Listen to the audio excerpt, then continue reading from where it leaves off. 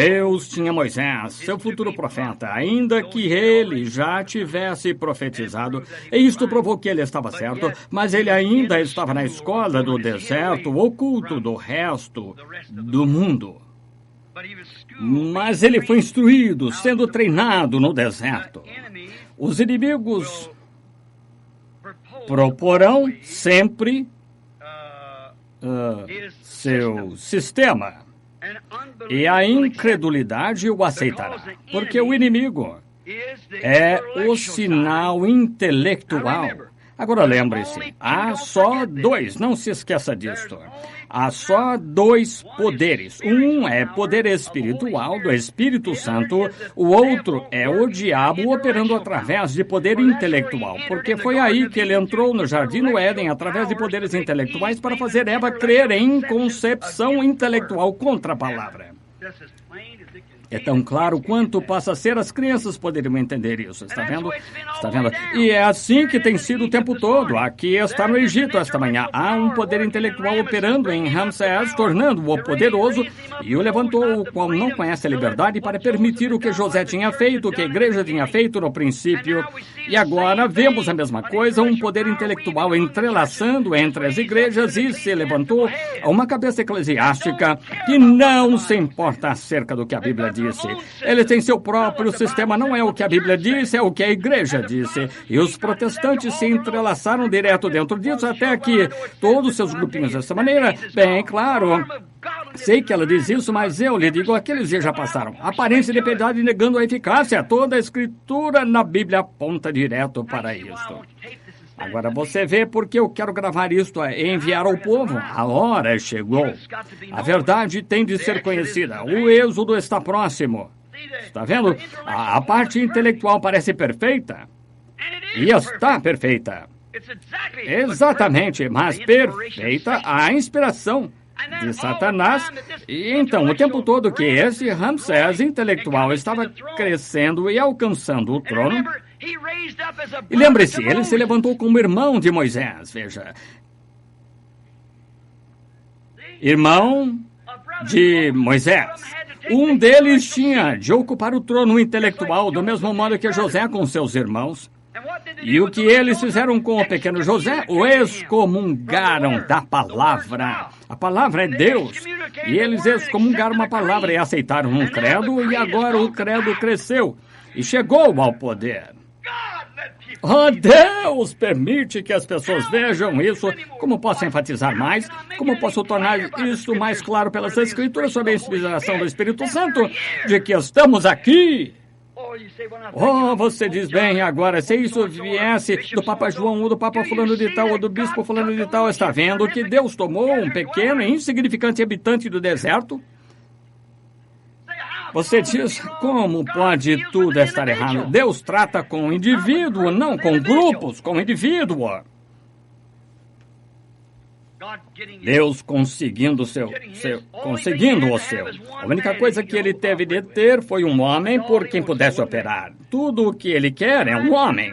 Tentou consegui-los no decorrer de cada era. Se ele pudesse conseguir um homem, ele conseguiu um homem nos dias de Noé. Um homem nos dias de Elias, um homem nos dias de João Batista.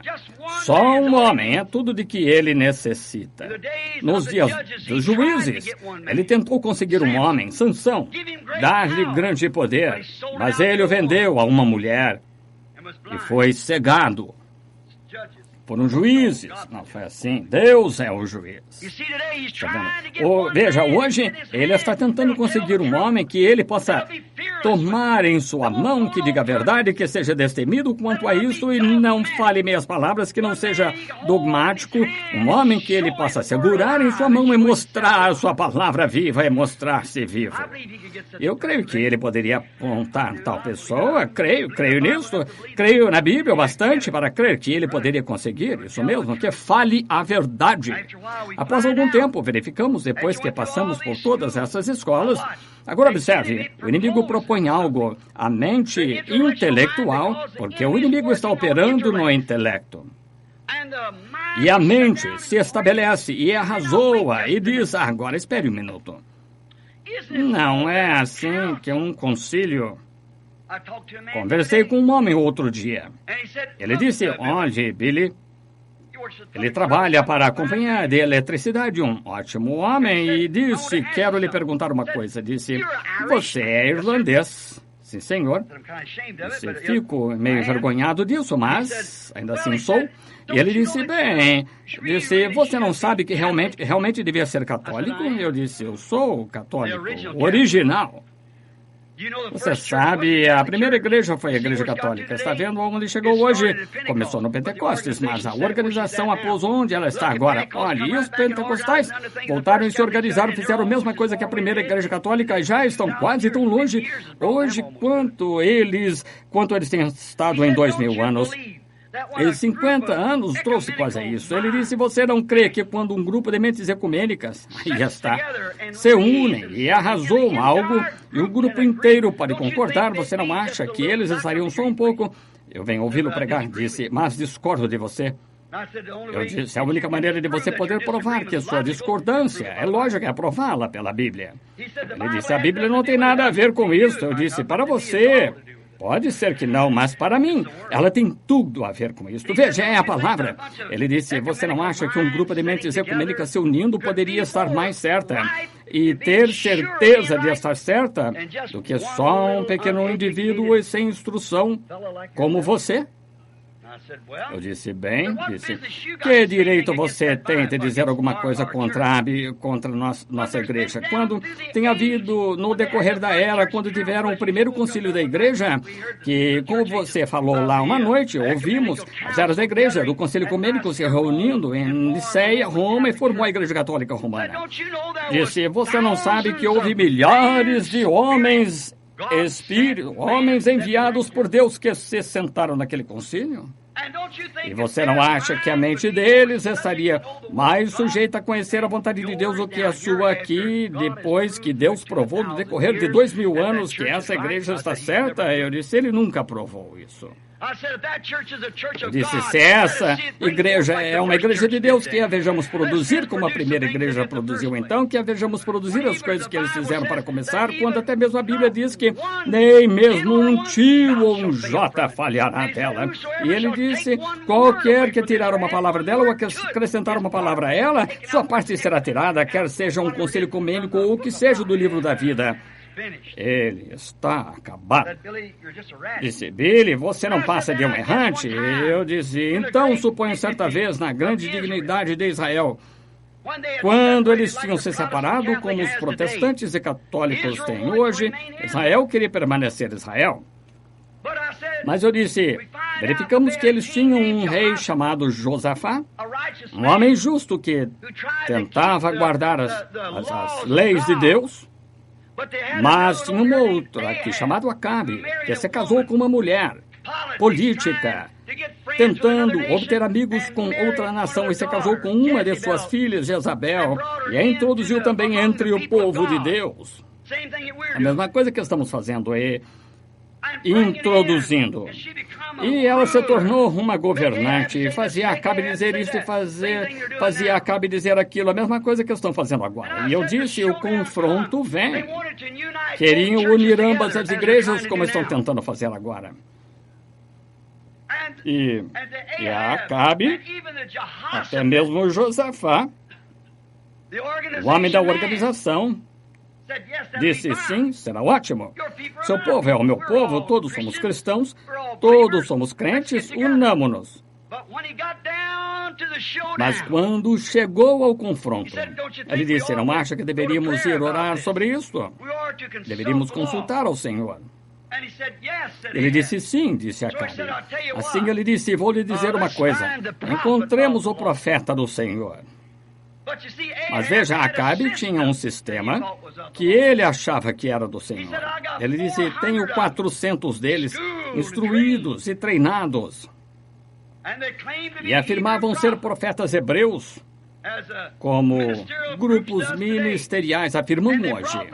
E os trouxeram. Eles fizeram uma pergunta acerca do resultado da batalha. E todos eles se juntaram e se uniram do mesmo modo que o concílio ecumênico faz hoje e apresentaram uma questão. Sobe! O Senhor é contigo. porque essa terra de fato nos pertence. E lance os sírios para fora dela, os filisteus. Lance-os fora, porque a terra nos pertence. Isso parece muito razoável, está vendo? No entanto, no fundo do coração de Josafá, não parecia certo. Ele disse, sei que tens aí 400 ministros ecumênicos bem treinados e todos estão unânimes.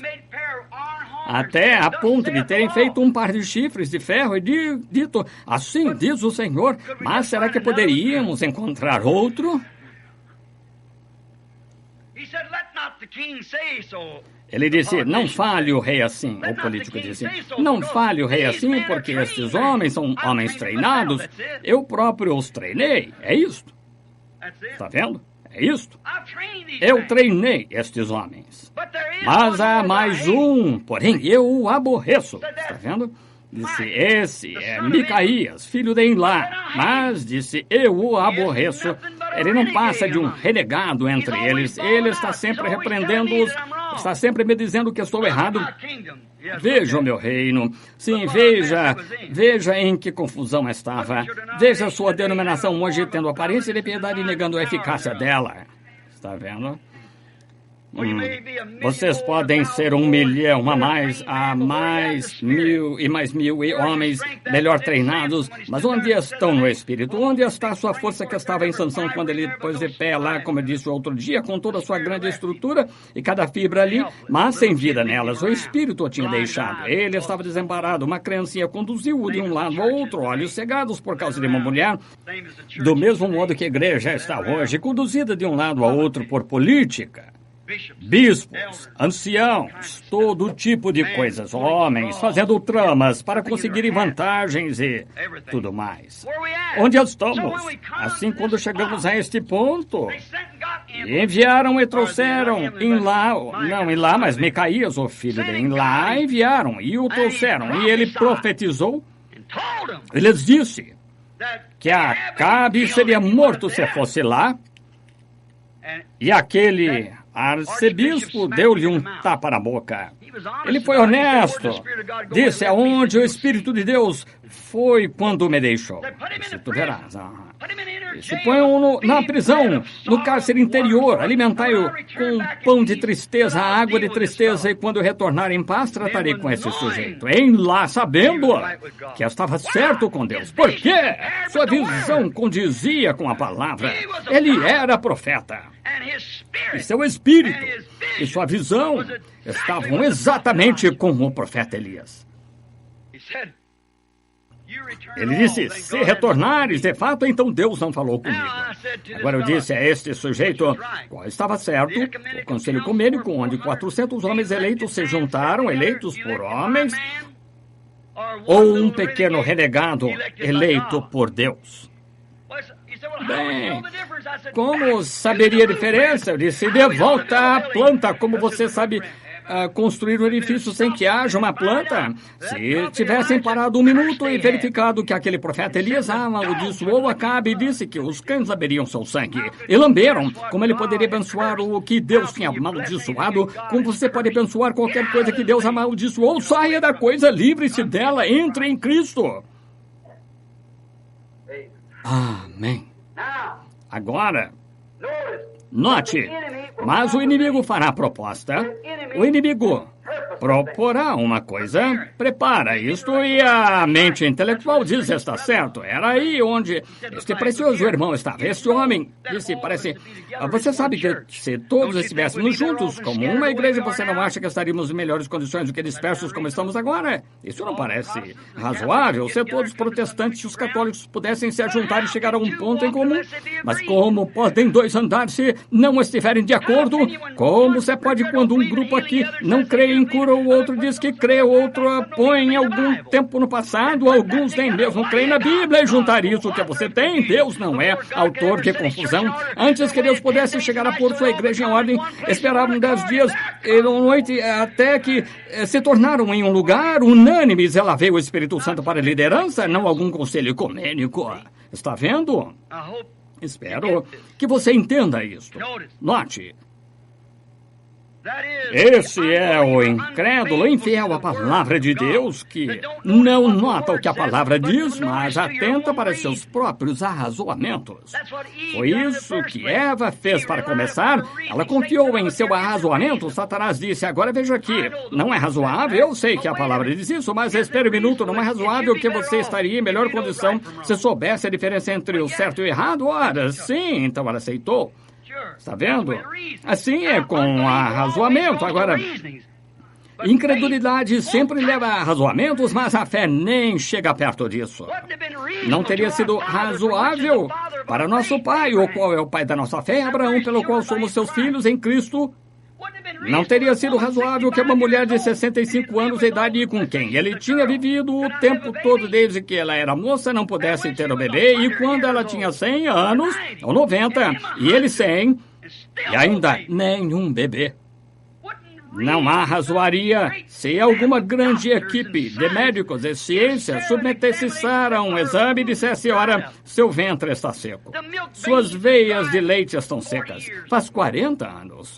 Seu coração nessa idade, ela não poderia entrar em trabalho de parto. Ora, eram só arrazoamentos, mas Abraão recusou isso. Ele não duvidou da promessa de Deus por incredulidade. Contra razoamentos, ele não duvidou da promessa de Deus, não importa o que fosse, porque ele tinha considerado Deus poderoso para realizar tudo o que ele disse que faria. Agora, onde estão os filhos de Abraão esta manhã? Vocês, ministros, que estão com medo, vocês com medo do seu pão e água na rua, se deixarem essa Babilônia. Onde está sua fé? Davi disse: outrora fui moço e agora sou velho, nunca vi o justo desamparado, nem a sua descendência a mendigar o pão. Não tenha medo, permaneça fiel a Cristo. Mas a incredulidade captará razoamento. Foi isto o que fez, agora você entende? A incredulidade confia nos arrazoamentos, nas coisas do dia presente. A fé não faz isso. A fé olha para a palavra, mas a fé se coloca sobre a rocha inabalável, a eterna palavra de Deus. Amém! A fé não olha para a razão. Não importa o quanto você possa mostrar que seria melhor. Se a palavra diz não, a fé descansa ali. Esse é o santuário do lugar de descanso da fé. Quero perguntar a vocês luteranos esta manhã, vocês batistas e católicos, e vocês os que vocês sejam, o que sejam, vocês denominacionais ao redor do mundo, como podem pôr sua fé em sua denominação quando ela é contrária à palavra? Que tipo de fé vocês têm? Vocês têm poder de arrazoamento e não fé, porque a fé é pelo ouvir o concílio ecumênico? Poderiam vocês poderiam obter isso no almanaque de aniversário das senhoras, mas nunca encontrarão isso na palavra de Deus. A fé é pelo ouvir e eu ouvir pela palavra de Deus. Amém. Dizer-me que um homem pode falar qualquer coisa contrária, isso é dizer que é a palavra de Deus. Quando passarão os céus e a terra, mas essa palavra não. A fé encontra na palavra seu santuário de descanso. Ela se move até o topo dessa rocha eterna, Cristo Jesus, a palavra, e deita-se ali e descansa. Deixem que os ventos uivem. Deixem que as tempestades estremeçam. Ela está segura para sempre e descansa bem ali nessa palavra. É aí onde a fé, genuína fé cristã, descansa. O lugar de descanso é a palavra, porque ela sabe que Deus sempre se provará superior sobre cada um de seus inimigos. Não importa quão ruim pareça, como o inimigo tem entrado e quanto pareça que você está derrotado, a fé ainda sabe. Agora, para vocês enfermos, oh, como eu gostaria de deixar bem enfatizado, quando você capta essa fé de que vai ser curado, toda circunstância, tudo mais, todos os sinais, todos os sintomas podem apontar que você está morrendo, você nunca se moverá. Seu lugar de descanso está no santuário da palavra de Deus, quando a fé genuína se estabelece ali. Não fé manufaturada. Fé, não esperança, mas fé. Esperança está aqui fora, esperando que estivesse dentro. A fé já está dentro, olhando para fora e dizendo, está feito, está vendo? Isso é fé. É aí onde a fé toma seu lugar de descanso, porque sabe que Deus nunca deixará o inimigo passar por cima dele. Ele nunca deixou. A fé sabe disso. Assim, independente da aparência disso, não é? Sabia que a arca flutuaria? Está vendo? Certamente que sabia. Daniel sabia que Deus fecharia a boca aos leões. Os filhos hebreus sabiam que Deus deteria o fogo. Jesus sabia que Deus o ressuscitaria, porque a palavra disse, não deixarei a sua alma no inferno, nem permitirei que o meu santo veja a corrupção. Ele sabia que a corrupção se estabelece em 72 horas. Ele disse, dentro de 3 dias ressuscitarei. Tomou o seu lugar de descanso eterno no santuário da palavra de Deus e ali permaneceu. A razão tenta o melhor que puder para reconhecer. Bem, esse sistema com certeza é melhor, isso. Parece melhor porque você está olhando com a mente intelectual. Você pode provar razoamentos, mas não pode provar a fé, porque se pudesse, já não é mais fé, mas a fé conhece sua palavra e a promessa e olha para aquilo que você não vê.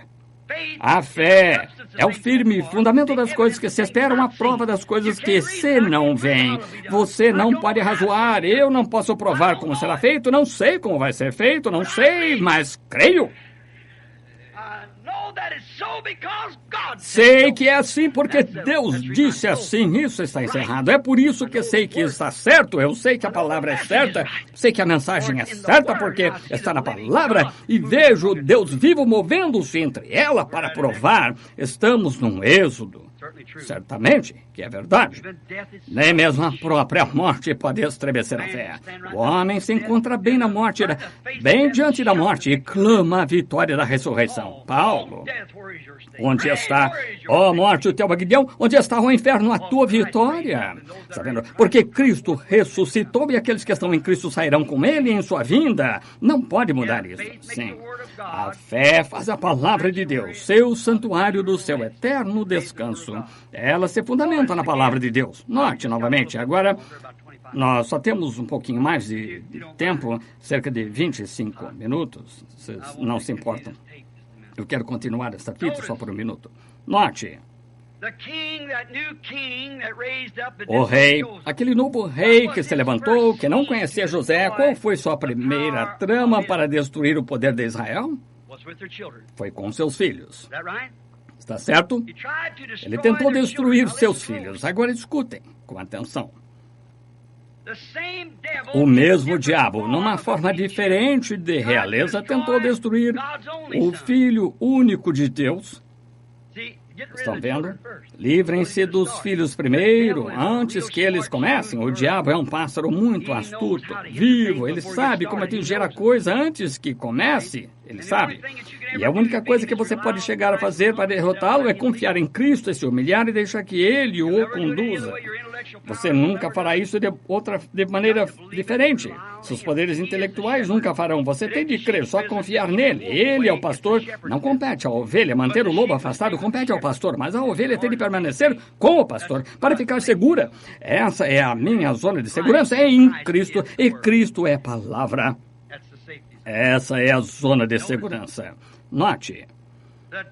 O diabo, na forma de Ramsés, um rei, a primeira coisa que ele fez foi se livrar das crianças com morte natural. Então, logo o Filho de Deus nasceu, ele tinha se mudado do Egito, porque Deus destruiu o Egito, amaldiçoou-o, nunca voltou desde então. Então, esteve em Roma. Satanás mudou o seu trono para Roma.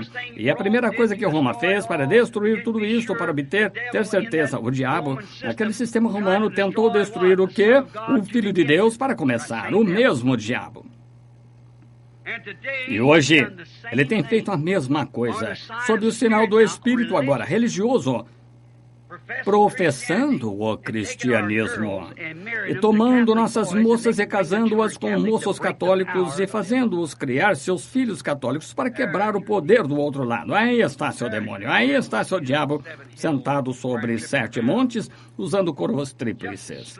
Simplesmente espertalhão e astuto, inteligente, intelectual como a serpente, a semente da serpente, seus filhos usando as mesmas técnicas intelectuais. Veja.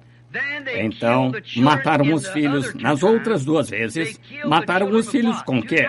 2 vezes, agora lembre-se. Observe essas 2 e essas 3. Ele matou os filhos das primeiras 2 vezes com morte natural. E desta última vez, ele está tomando os filhos e os matando com morte espiritual. Casando, misturando-os em casamento. Daniel não disse a mesma coisa nesse reino, o reino do ferro e barro, que eles misturarão aquelas sementes tentando quebrantar o poder do outro povo. É isso que estão fazendo até conseguirem. Isso, eles introduziram um presidente. Agora, a próxima coisa que você vai fazer é introduzir o cardeal, o gabinete inteiro. Então, você que vai fazer? A próxima coisa que eles fazem, eles tomam o dinheiro deles, pagam a dívida dos Estados Unidos e emprestam da igreja. Então, você está vendido. Agora, nós estamos vivendo hoje, pagando nossas dívidas, estamos lá com dinheiro de impostos que não serão pagos até que 40 anos tenham transcorrido. Nós não temos mais dinheiro, mas a igreja tem. A Bíblia não diz que ela estava adornada com ouro. Que coisa. Mas você... É assim que fazem. Vejam, casam suas filhas, as filhas casam com seus filhos, criam seus filhos católicos, exatamente, matam-nos com morte espiritual. A Bíblia nos disse que ele a lançaria numa cama de mundanismo e feriria de morte espiritual seus filhos, Apocalipse 17. É sempre a palavra, não me importa onde você vá, ainda é a palavra, tente se encaixar corretamente no quadro, senão, não é palavra, não é a palavra. Se não conseguir que seja a Bíblia de um extremo ao outro, então está errado. Olha, durante este tempo, Deus estava treinando o seu servo para o seu trabalho, treinando-o fora da vista deles, fora dos planos deles, seus esquemas. Estão entendendo? Fora do sistema organizacional deles, Deus estava treinando um homem para o seu propósito. Ele só estava deixando isso prosseguir. Deixou-o casar e ter sua esposa e filhos, filho Gerson. Ele estava vivendo uma vida muito boa, abençoando-o ali, mas o tempo todo ele estava aprontando, treinando-o. Deus e seu inimigo fizeram no natural, então, exatamente como Deus e seu inimigo estão fazendo no espiritual agora. Eles mataram com morte natural, agora com morte espiritual. Deus estava aprontando um homem natural, seu profeta, para ir ao Egito. E Satanás estava aprontando um Ramsés, seu homem natural, veja, aprontando um homem natural. O quê? Para matar ou unir todos os egípcios e hebreus, fazer com que eles ainda os servissem. É por isso que é tão difícil para a mente arrazoar contra um sistema educacional que pode provar seus pontos, está vendo?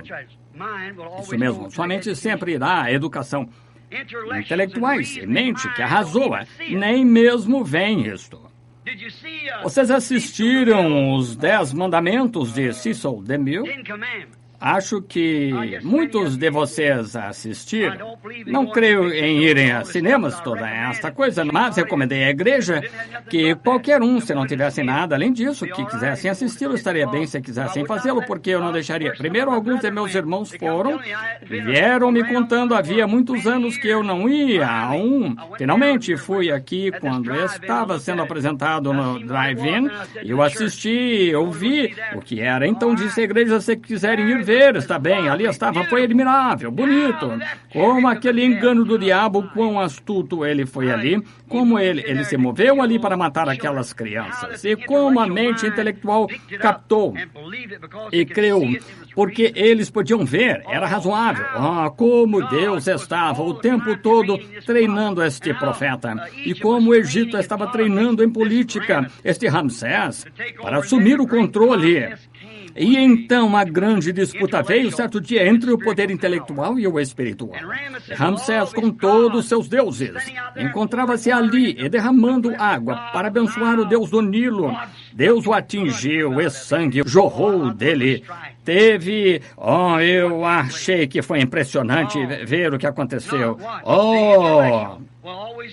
Agora observe, o intelectual sempre começa a razoar e não pode ver o lado espiritual porque é intelectual. Tampouco pode em qualquer outro tempo, eles não podem vê-lo agora. Não puderam ver nos dias de Elias, como poderia este velho profeta de rosto barbudo.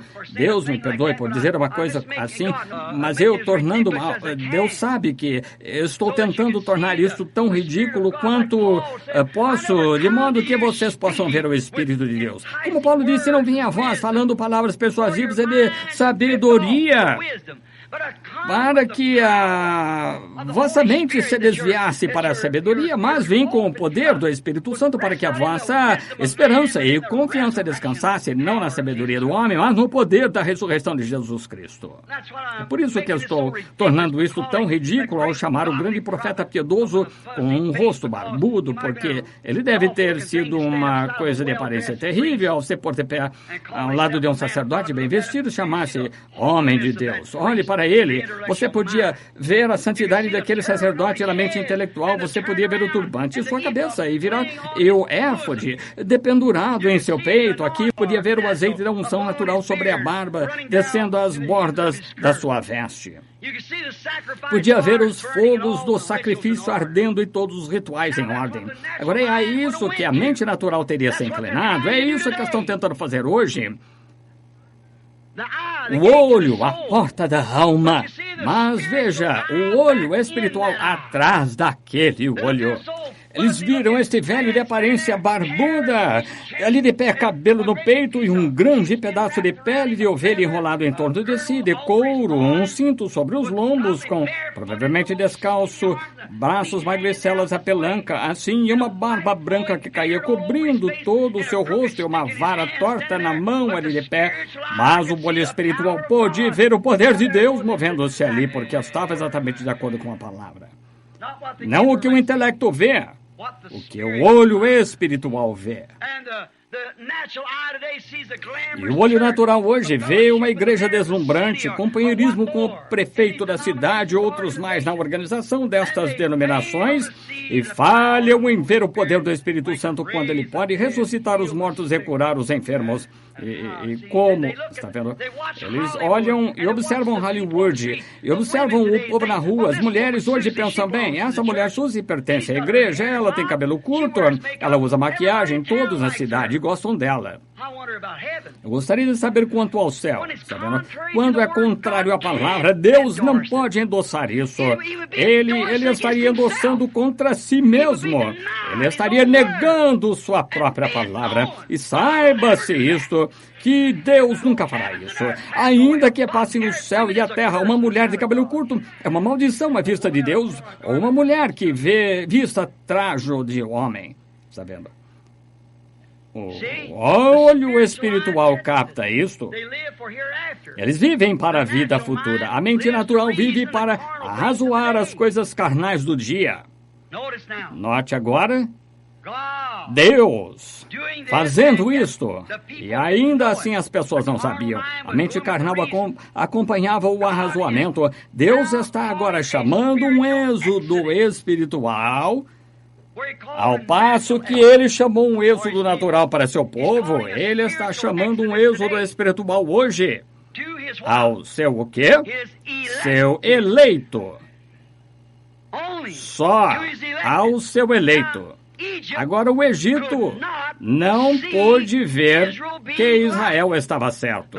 Ainda que o sangue do cordeiro estivesse na porta e na ombreira da verga e as coisas que estavam acontecendo, e Deus ali, movendo-se desse profeta e tomando a palavra de um homem, deixando-o se levantar ali e tomar um cajado no qual estava se apoiando e estendê-lo para o leste e dizer, haja moscas e se espalhem sobre os egípcios. Caminhou ali atrás e todos diziam, nada aconteceu. Nada aconteceu. Mas dali a pouco, uma velha mosca verde deve ter começado a girar por ali após algum tempo.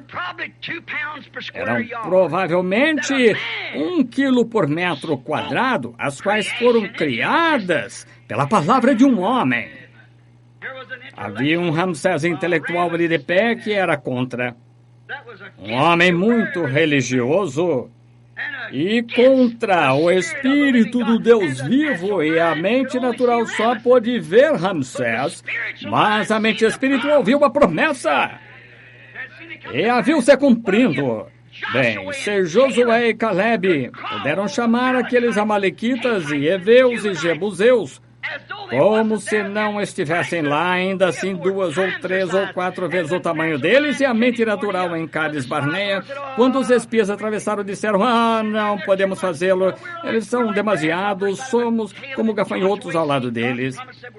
Mas Caleb e Josué viram a promessa de Deus e disseram: somos mais do que capazes de fazê-lo. Por quê? Eles estavam olhando. Deus disse: eu vos dou a terra. Está vendo? A mente carnal não entende isso. A mente espiritual capta. E por quê? Quero lhes perguntar uma coisa. Por que os egípcios não viram estas coisas? Porque não eram eleitos. Deus disse a Abraão antes que acontecesse. Entenda isso, você, igreja adormecida. Deus disse a Abraão antes que acontecesse